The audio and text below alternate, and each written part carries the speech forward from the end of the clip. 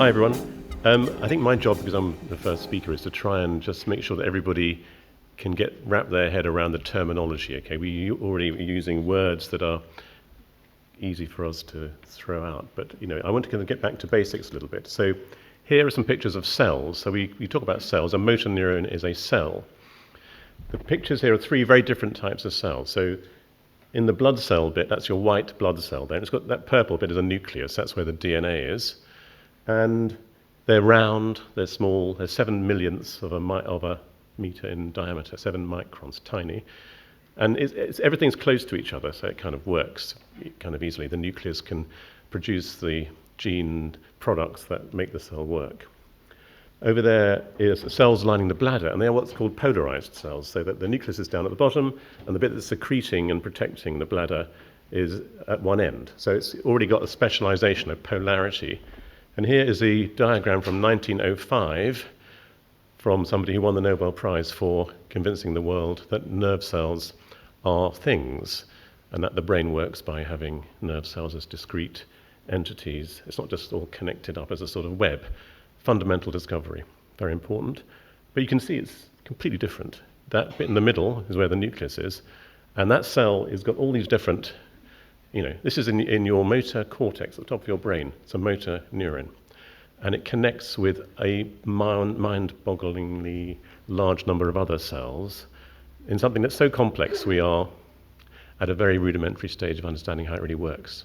So the system we're dealing with here is unbelievably complex, and once it starts to fall to pieces, putting it back together again, at the moment, is way beyond science. So we have to try and, as Martin said, intervene earlier. But you can see the challenges that cell's got. It's got to send all of its products, of its genes, to lots of different locations. That's a big problem.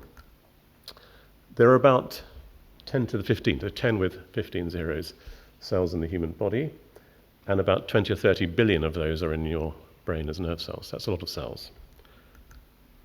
And each of these cells gets these specialized functions that I've mentioned because over development, over time and in space, of the 20,000 genes that we have, only a certain number of those are expressed. So a nerve cell will express different cells to a bladder cell, different genes to a bladder cell. And it will do it at different times in development. So you create something through the expression in space and time of all these genes. So genes are DNA, and they're little units of DNA that produce something called RNA, and RNA then is made into, or is the template, is the blueprint for a protein. Proteins are what we're built of. They're either structural, they're bricks and mortar, so a cell has a wall, it has a sort of architecture, it's like your house, there's the structure. And in your house there's also stuff that makes it work, like electricity and gas, so some of the proteins will be functional proteins that make things go to the right place and provide energy here when it's needed, etc., etc. So it's best, I think of the cell as a house with two types of proteins. So each gene, however, can produce multiple forms of the protein because genes are processed through something called splicing. You have lots of little building blocks in a gene. You can choose to only include some of the blocks or not others, and you might get a slightly different protein in a different place in a different time.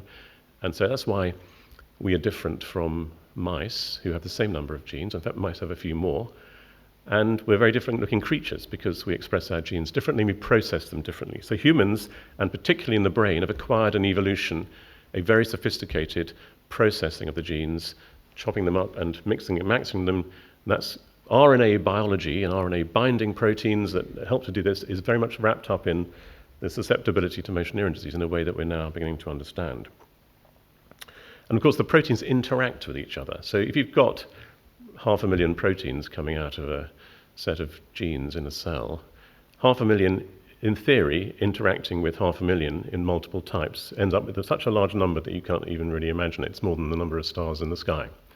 So human biology gets its complexity from all of this combination. So I hope that, for those people who didn't do biology at school, at least explains when we say cells what we're talking about, when we say genes what we're talking about, and proteins. So if you look around the world, people who've got genetic forms of motor neuron disease vary slightly because human population migration has varied. So people might go and live in a remote area, 50,000 years ago, 10,000 years ago, and if they happen to be carrying a particular genetic mutation, that might be common in that area. but not common in the place that they left. So the way humans have moved around the planet in the last few 100,000 years plays a role in why things are different in different places. So the genes that cause motor neuron disease, there are now, in this large number here, those are dates along the bottom. SOD1 was the first one in 1993, and now there are more than 30 which are credible genes that if you meddle with them by altering their sequence, you may get motor neuron disease. Some combinations of these genes may be possible sometimes. But the ones that are numerically the most common are SOD1, so in the what we call the familial cases. So all that means is that a doctor has sat in a clinic and asked somebody about their family history, and anyone who's been in that situation will recognize this conversation. You draw out the family tree, which is down below here. Those squares and circles that are colored black are people who are affected by motor neuron disease. And you can tell from that family, who have an SOD1 mutation, that the mutation is being transmitted through the generations. It's being inherited. We each have 2 copies of every gene. Whether you have a 50% chance of inheriting the abnormal copy from your parent if your parent is carrying it and affected.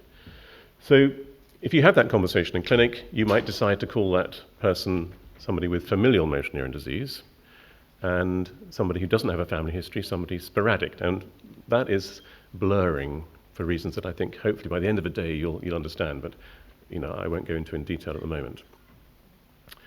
Because genes are important probably for everybody with motor neuron disease, but in sometimes very complex ways that are not immediately evident in the clinic. So the 4 genes that numerically are accounting for most are SOD1, 20% of the familial cases, C9orf72, depending on where you live, 20 to 40%, and then a gene called TAR-DPP and one called FUS, which are a small number. So these are the ones that we focus on in these conversations because they're the ones that we see in the clinic.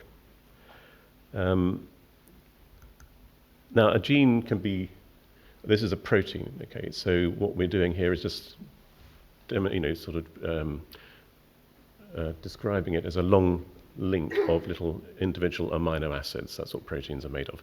Each of those requires a few sequences of DNA to make it or to code for it. And if you change one of the DNA sequences, and that's happening all the time in our bodies because that's how biological evolution occurs. There's a sort of mutation clock ticking away in a species that means that DNA is constantly undergoing random changes. So these are all areas of this gene TAR-DPP and the protein TDP43 that have been mutated and cause motor neuron disease. And you can see they all cluster in a particular region, so it tells you something about the protein's function.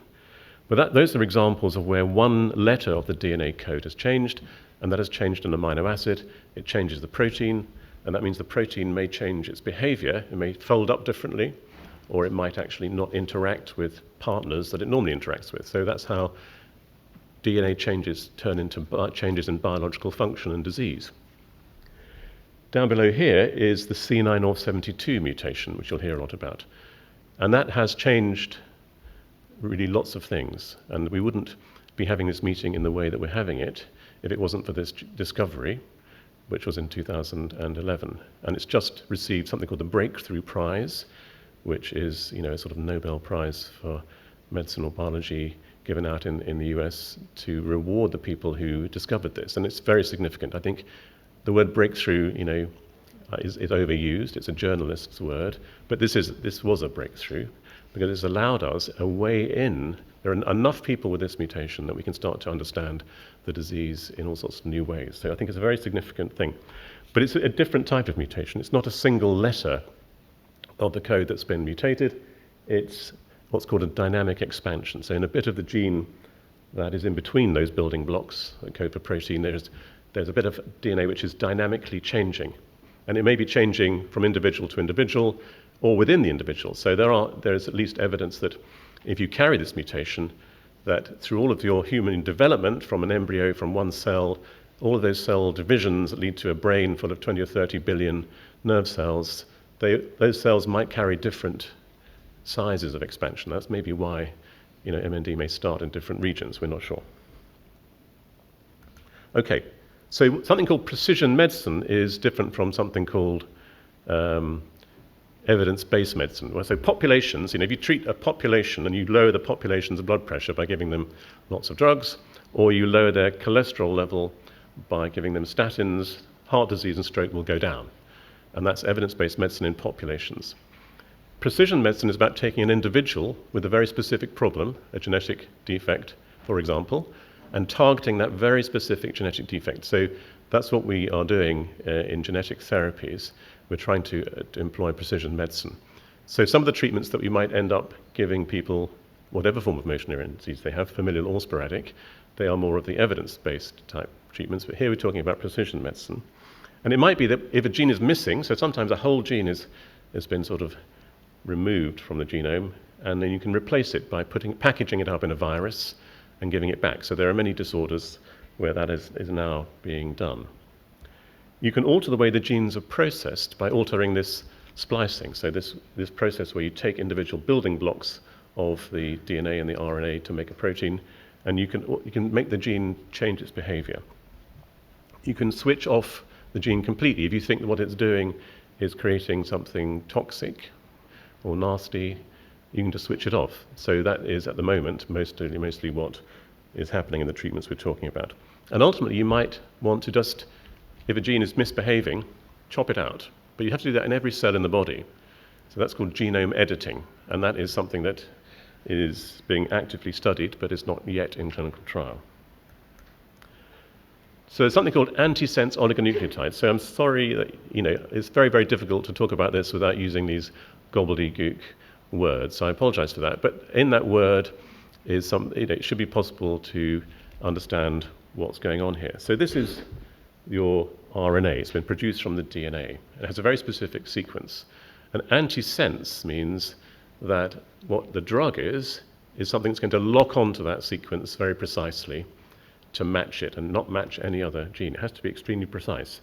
So antisense means it's the opposite to the sense of the RNA.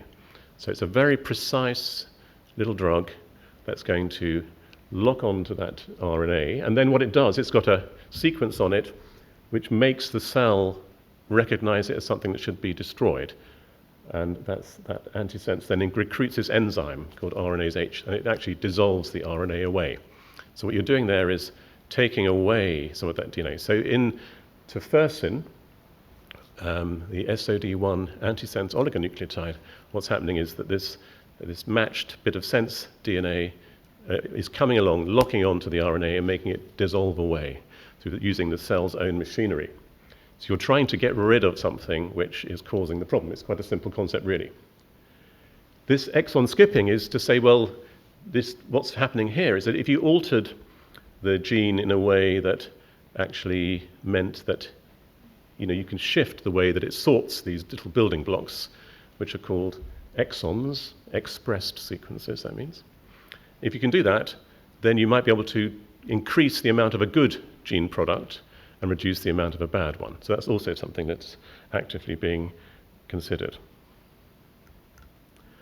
Okay, so SOD1, this is a breakthrough because this is probably the first treatment that convincingly tells me that when a person comes into my clinic, they haven't got an untreatable condition.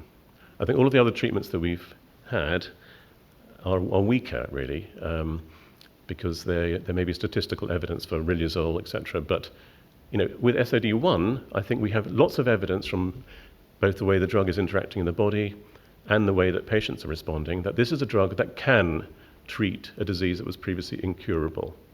So for me, that is a landmark, and that is an important step because it's very, very difficult to treat a disease that's established. Like as Martin has explained to you, when you've used up your reserve, you don't have an awful lot of wiggle room. But tofersen has told us that it's possible to do that. Hopefully, it can be done in time to limit the amount of damage. And it's done that by, so on the top panel there is the ALS-FRS, which is the scale used to decide how quickly people are progressing. You probably have heard of it.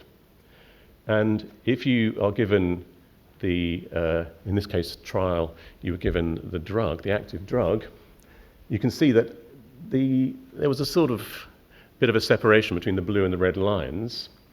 But but it was a bit weak. And at 6 months, when the drug company decided they were going to stop the trial, it was not statistically significant. So the lesson here is these trials have to be long enough to allow the drug to really work. But down below is a very important graph which completely revealed that something important was happening, because neurofilaments in the red line, those are the proteins that are part of a long axon, the long process of a motor neuron that I showed you in the original slide, early slide. Those neurofilaments are leaking into the system, and that's how we measure, whether a drug might be engaging the disease process. And that is a dramatic effect within a few months. So that that was a very important observation. It tells you can try and get a signal of whether a drug's working way before you can get a signal from measuring the change of people's disease. So for that reason, tofersen has been licensed by the Federal Drugs Administration, the European Medicines Agency, and no doubt we will, in the breakout, lunch, etc., we can talk about the difficulties of this within healthcare systems, but it's there as an established evidence-based treatment. In the real world, and I'm not expecting anyone to look at any of these curves in precise, but this is what happens to individuals who are given this, and you can see that some people in the far right bottom corner continue to progress just as rapidly or very rapidly. Other people, the flat up top left, second one down, flatten out. So you can argue that this suggests that in some people their disease process is stabilized, and in others it's carrying on regardless. And then, of course, there are going to be many reasons for that. In SOD1, some mutations are very aggressive.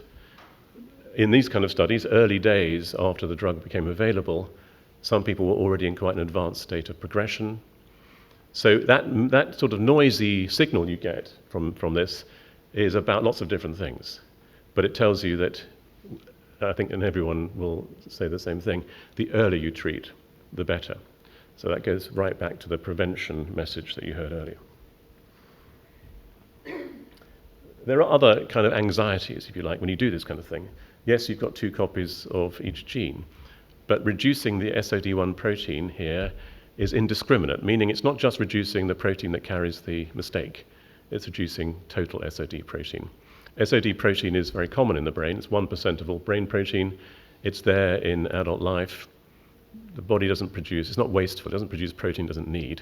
So if you take it away, there might be a long-term risk of that, and we need to learn that. But in the face of something, aggressive motor neuron disease, I think that's a minor consideration at the moment. FOS is a rare gene that some people might have heard about, or their families may be affected. And this is a particular form of motor neuron disease that affects young people. It's very aggressive, and this trial here has reported 12 participants who were given the drug under an expanded access program, a sort of compassionate use program. And you can see that the range here is much younger than typical motor neuron disease. The youngest patient we've ever seen with this mutation was 15 years old. So importantly in that graph there, this antisense called JC-fusin reduced the neurofilaments. So that again is strong evidence that it's engaging the disease process. But the same complexity that I showed you in the previous slide was there. A lot of the participants continued to decline, but there were a couple who stabilized or even showed signs of improvement. It took quite a while, between 1 and 2 years after the treatment was started. So these things take a while. To turn around the juggernaut of motor neuron disease is difficult. But again, it's proof in principle this drug has the potential to work if given early enough. So further, larger study is now underway. So back to C9orf72, because it's so common, it is really fundamental. Perhaps up to 10% of people that we see may carry this mutation. Now, again, don't worry about any of this is just here to prompt me to tell you a few things. I showed you the thing above. It's a dynamic expansion, which varies in different people. And unfortunately, one of the problems with this is that we have a number of different competing mechanisms. This expanded bit of DNA can interfere with, because it produces RNA, so that RNA can mess up the cell, we think, in all sorts of potentially different ways. It also produces some weird little proteins called dipeptide repeats that shouldn't be there, and some people think those are very toxic. So we are, as yet, we're undecided as to which of these things is really the key to the disease. But if you target the gene and the gene problem, you might not have to worry too much about any of that because you're trying to get rid of the problem in the first place. I mean, if you had genome editing, pair of scissors, and cut the mutant form out of every cell, you would have achieved it without actually ever understanding how it works. That's possible. So there have been two antisense studies in C9orf72 in the last few years. We were involved in one of them. This one here was from Biogen, who did the tofersen drug. And the bottom line here is that if you are given the drug, which is on the top line there, that your neurofilament levels, if anything, can creep up a little bit, sometimes go up quite a bit. And that suggests the drug is not making the cells happy for some reason. And it showed that the rate of decline with the drug was either in low dose not really changed, or in high dose may have been more aggressive. So it suggests the drug was harmful. So that means we are still at an early stage of understanding how antisense drugs work.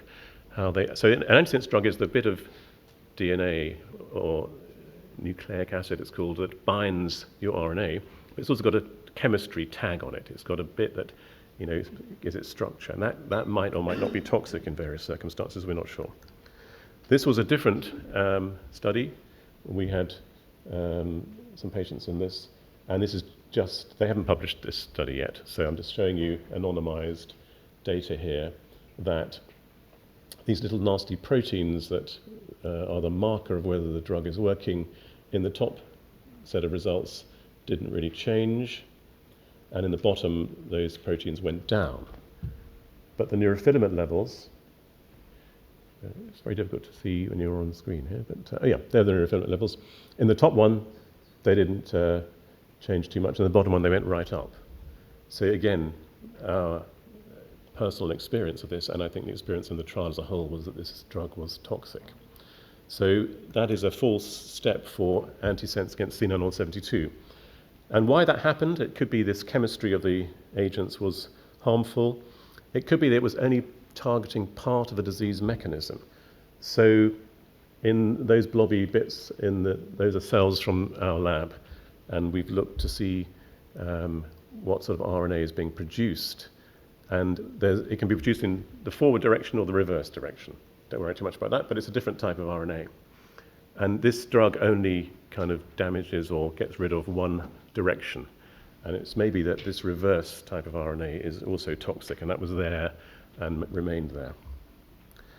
There's a big problem, which I'll come to those sort of generic issues, but let me talk about ataxin-2. Ataxin-2 is a gene which, if it's mutated, normally causes something called ataxia, meaning disorder. It affects the cerebellum, it makes people wobbly, incoordinated, and there are many different types. It turned out that the gene that causes a particular type of ataxia, called ataxia type 2, has some influence on the risk of motor neuron disease in populations. If you have a what's called an intermediate expansion of the DNA, you can have a higher risk of motor neuron disease. So for that reason, Biogen produced an antisense against ataxin-2 to try and reduce its levels. They showed that they could reduce the levels, but there was no reduction in neurofilament, so they abandoned the trial and moved on. There's still likely to be more trials in ataxin-2 going forward because the biology behind this is quite compelling as a gene that influences the risk of motor neuron disease, possibly in many people. Okay, so there's some common themes here. Firstly, we had to get these things into the nervous system, into the right place, into the cell, into the bit of the cell where the action is. All of those things require chemical changes to these. They're drugs that have to get into the right compartment. And at the moment, they're delivered by injecting them into the nervous system through the spinal fluid, so-called intrathecal delivery. That's very invasive. What we want, really, is to be able to give something, maybe as a tablet, maybe as an injection, into your vein that will go straight to your nervous system, right to the target, with absolute efficiency. And that, I don't think, has been achieved yet. So the delivery is one issue. Treating early, for the reasons you've already heard, is fundamental. And if we can identify who in the population is at risk because of their genetic heritage, and treat them before they develop the disease, that is going to be a whole different thing. And there are many, many different complexities to that, which we will draw out as the day goes on. One of the problems is this TDP and FUS situation here is you've got individual mutations in individual people, so-called sometimes private mutations. They're the only ones who have this mutation. And what you really want is a drug that will just inactivate the abnormal version. So TDP43, if you inactivate it, that is very, very bad for cells. Cells have an absolute need to have that protein. So you can't very easily just sort of knock it down, so-called, and get away with it. So you're going to have to work out how you individualize therapy for people with those specific mutations, and that's challenging. Is it ever safe to knock down genes? Well, that's something we'll learn with time. The economics bit, unfortunately, does come into this because you're talking about very expensive drugs to develop and to deliver. That will be overcome, I'm certain of it, but at the moment it's part of the conversation. Okay, so this finally is a very recent trial that is not about people with a very specific genetic form of motor neuron disease. It's something that can be applicable to any forms of motor neuron disease, but not SOD or FUS because they have a different pathology. This is anybody who's got TDP pathology, so-called, which is 97% of people. STAthmin2, so when TDP43 leaves the nucleus, that's the pathology of motor neuron disease, it gets into the wrong place, a whole raft of different RNAs get processed in the wrong way. One of them is called STAthmin2, that's involved in the way that the cell responds, that long axon responds to injury. And an antisense has been produced that will correct that splicing error when TDP43 is absent. And the early phase studies have just been publicized, the data we haven't seen yet, showing that there's a statistically significant reduction in neurofilament in the low dose group of this drug, and an encouraging trend in slowing decline. So these words are all, it's difficult to know what they mean, but this suggests that it may be that, you can use genetic therapies and apply them to all patients with motor neuron disease, which is a very exciting concept, but I think has a long way to go until it plays out. So that's all I'm going to say. Sorry that was complicated, but just to give you a sort of horizon of where we are with genetic therapies.